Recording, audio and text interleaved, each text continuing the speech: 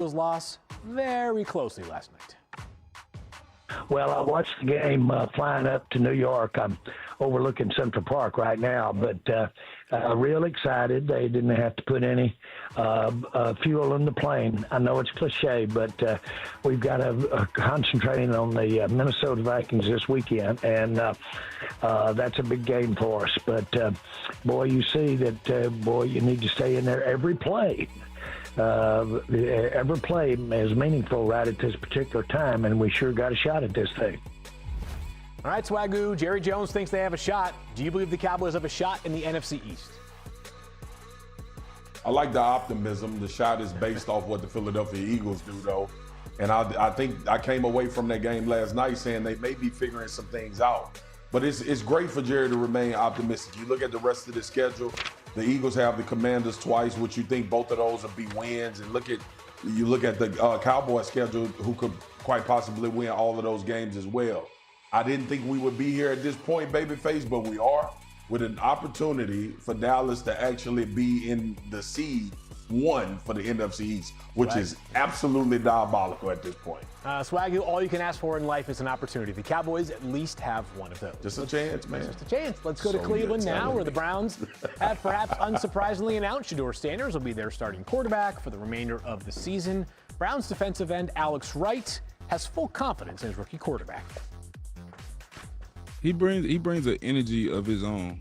Like, Shedeur's been the same person since he stepped foot in Cleveland. Like, there's nothing changed about him. He's always the happy-go-lucky person that's in the locker room, always shaking people's hands, making jokes and stuff like that.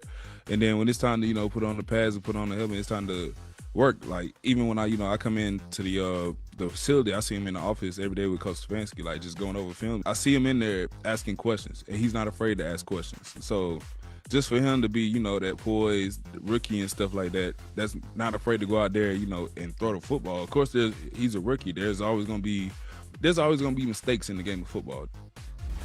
Good stuff right there, Dan. Do you like what you've seen from Shedeur so far? I do. He's playing faster. That's probably the biggest gripe of him coming out of school. So this is the traditional under center bootleg. The big thing is after the fake, you got to snap your head, find that end man. He does. Don't keep running. Put your foot in the ground. Number one, the flat route is taken. Don't take the sack, hold it quickly, get that ball out to that crosser. That's very well done. This is that beautiful 60-yard touchdown pass to Jerry Jeudy. Look how quickly he goes from one, scans front side, realizes it's man, back to two, understands the safety, drops slow, and carries that middle of the field post. Three is the backside right now. Man, that's awesome. We see that from high-level starting quarterbacks in the NFL. Very well done by Shedeur. Changes the protection here. He wants Fannin one-on-one, gives him the chance to hesitate, watches the corner collapse on the in route from the top. This is an elite throw under a real NFL pocket. You cannot play and/or throw it better than those clips right there. Are there still issues? 100%. Down in the red zone, all out pressure. You have to drift. I love the fact that he backpedals. You got to beat the last guy with the throw. Give your tight end, the young rookie Fannin, a chance versus man coverage. So it hasn't been unbelievably perfect, but man, the stuff that you saw in college and even in that Rams preseason game that gave you just some reservations, I think week by week there's just been a little bit of a step forward in some of those flaws. This weekend, he played at a very high level. 4 more games to continue to grow for Shedeur Sanders. I think they're huge. I think they're huge. I think they're huge. Yep. Just a week ago in Pittsburgh, fans were calling for Mike Tomlin's job. But after a win over the Ravens, the Steelers are now back atop the AFC North. And here's Mike Tomlin earlier today on maybe being on the hot seat. At the Bills game, fans calling for your job. Did you feel like you were in the hot seat at all last week? Man, I've been in the hot seat for 19 years. Did you feel like you had something to prove to the fans at all? I always feel like I got something to prove, not necessarily to anyone in particular, but that's just the spirit in which I go about what I do professionally. What do you expect from the fans Monday night? Man, I expect them to show up, man. It's Monday Night Football in Acrisure. It's going to be a big game. Well, Mina, as Mike just said, the Steelers play host to the Dolphins on Monday night in Pittsburgh. What challenge does Miami pose to Pittsburgh? Man, I know the Dolphins' record is what it is. They're likely out of the playoffs.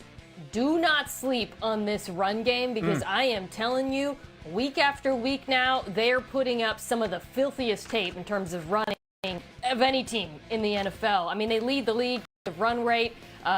Devon Achane leads all running backs in rushing yards over expected per carry. They use motion at the highest rate, which gives the Pittsburgh Steelers trouble. And a lot of the things they do in the run game in terms of using misdirection, eye candy, Achane getting into the edge, these are all things that Pittsburgh has struggled with, particularly the second level of their defense. So they got to come into this with a game plan for that rushing attack, because it is one of the trickiest to solve in the entire league. Yeah, Achane had a bonkers day this past Sunday, and he didn't even play the entirety of it as he got banged up with that rib injury. But a reminder, it's our Week 15 Monday Night Football matchup. Aaron Rodgers and the Steelers host Devon Achane and the Dolphins, 8 Eastern, 5 Pacific on ESPN, ESPN Deportes, and the ESPN app, with Peyton and Eli on ESPN2. Coverage kicks off with NFL Live. That's right, us at 3 Eastern, then Scott Van Pelt to the Monday Night Countdown crew at 6. Oh, since the 2020 season, here's how the rest of the league is responding.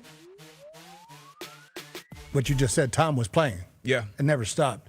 Stopping for 5 years and coaching high school ball, it'll keep you in a little bit of shape, but it ain't NFL shape. So I think he's going to struggle.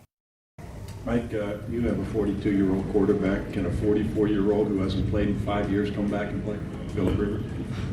I have no idea what you're talking about. The Colts are supposed to work him out. That's none of my business, man. I'm trying to get ready for the Dolphins. He is the best. And check out our guy, Damian Woody, posting, man, let me stretch my Achilles out and sign me a deal, too, since grandparents are getting signed now. Easy there. D. Wood's family is about as big as the Rivers family. Not quite there, but many, many, many people in that crew. The Colts, who are on the outside looking in when it comes to the AFC playoff picture right now, finish the season with games against, how about this, the Seahawks, 49ers, Jaguars, and Texans. Indy is, unsurprisingly, not favored in any of those 4 remaining games, according to ESPN Analytics. So, Dan, what do you make of a grandfather potentially making his first start in 5 years and doing so in Seattle, of all places? Yeah, very difficult challenge. If Daniel Jones was fully healthy and playing at the high level he did for most of this season, I would tell the Colts, if you can go in that 4-game stretch 2-2, that would be outstanding. That's with Daniel playing at the highest level. Philip Rivers, with a very short body of work, coming off of not having played in 5 years, I think this is near impossible to go in and expect him to play at a high enough level where they can win football games. Do they have perimeter players still? Yes. Alec Pierce and Ty Warren and Josh Downs and a very good run game, of course. Michael Pittman Jr. too. Yeah, Michael Pittman Jr. One of the great things about this offense was how cool and awesome the RPOs were. I can't imagine Philip being capable of operating these RPOs at his level or his age, the way that they're designed. And so I just think that this feels like a Hail Mary that is unlikely to be completed. Can I ask you, did they call you first? Can God, you confirm no. or deny? No. I'm You're 42. You're a spring chicken I compared am to not Phil. up for the Hall of Fame, so I'm not a semifinalist for the Hall of Fame. You know what? One day, I was doing the Sports Media Monsters Hall game. of Fame. That's right, dude. That was awesome last night. We kept my 3-year-old up a little bit later than usual last night to get a glimpse of that. A reminder, the Colts again on the outside looking in after losing 3 straight games as it pertains to the AFC playoffs, and one team they are chasing, the Houston Texans. Oh boy, they beat down the Chiefs on Sunday night. ESPN Analytics gives Houston an 88% chance to make the playoffs. The Texans, get this, had just an 11% chance prior to their current 5-game winning streak. Dan, the defense gets most of the attention, understandably so. They are nasty.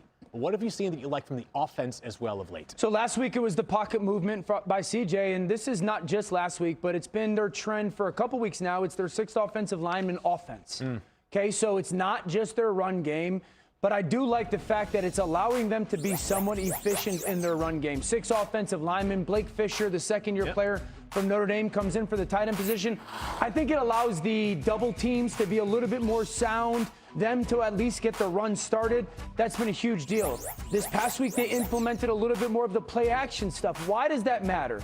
Because then, one, you can block a defensive end one-on-one with the tight end, that 6th tackle, and then that shores up the 5 offensive linemen, essentially blocking only 3 defensive linemen, gives you the chance to push the ball downfield. 6 offensive linemen, again, down in the goal line, the red zone, the inside the 5-yard line area, where so often defensive lines slant. Tight ends get beat on the inside. Having the body presence just confirms the win at the line of scrimmage. And this is an offense that doesn't need to be explosive all the time. It doesn't need to create a ton of big plays. It just can't be negative play dominant. I think that kind of core part of who they are offensively at least gives plays the chance to get started and then some shots down the field. CJ's a good enough player to make up for the other parts. I think their offense is good enough to make a playoff run. Yeah, the best part of this conversation that we're having now is that we're not talking about the interior of the offensive line getting devastated. And they've created that, to your point, Dan. I like his non-built-in quarterback movement as well. There were several times when he was able to evade pressure, step up in the pocket, and make plays pushing the ball down the field. And if you guys remember coming out of college, this was the question that he had until he played late in the playoff game, I believe, and he showed some of this movement. But this is what it's going to have to be at times for the Houston Texans. You love that he's back healthy, play breakdown, he's able to get outside of the pocket. Chris Jones at times should have had CJ dead to rights, but his athleticism bailed him out on a lot of plays. And these are the type of plays that we all know you're going to have to make if you want to make a playoff run, like you mentioned, Dan. So I was very impressed by that. His poise, but also his mobility and ability to go above and beyond the X's and O's and extend plays and make plays down the field with his arm. Yeah, you guys talked about the competence of the offense, and all we need is competence from the offensive line. Dan, the 6th offensive line, helps them get things blocked up.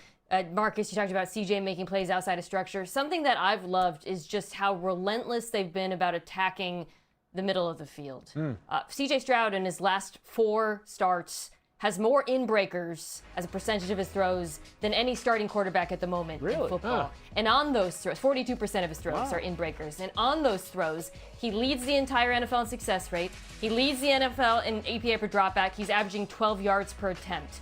CJ is very good at throwing those balls, and he has 2 monsters at receiver right now. Like, when we think about the identity passing game, the first thing I think about, 6'4" Nico Collins, 6'4" Jaden Higgins. On those, and in the deep digs, we think about Collins all the time, of course, but even like the slants, the quick stuff, they use their frames to box out smaller defensive backs. You saw that in Kansas City, who has a good secondary, but they just can't physically match up with those guys. And to me, that feels like an identity that they can build around because, this is an offense that at the beginning of the year looked completely like it did last season. Now it feels like they're gaining some momentum. And MK, to your point, like having both of those big guys, but even in that Kansas City game, there was a few opportunities that he had to connect with Christian Kirk that they weren't able to make happen. But you could see some potential big play stuff that could transpire between both of those guys as well with Kirk in the slot. I think they can be really good offensively, y'all. It starts clicking the right way, and they continue to protect CJ. I think this can be a big play offense. Yeah, they've got that 5-game winning streak. Look at the next 4 games they have to close out the regular season. The Cardinals, Raiders, Chargers, Week 18 against maybe the Phillip Rivers-led Colts. Got much more here on NFL Live, and that includes, of course, Jerry Jones talk. Jerry was absolutely giddy after the Eagles loss. Wait until you hear what he... Time now for us to read and react to some news around the league, starting in Dallas, where Jerry Jones was watching the Eagles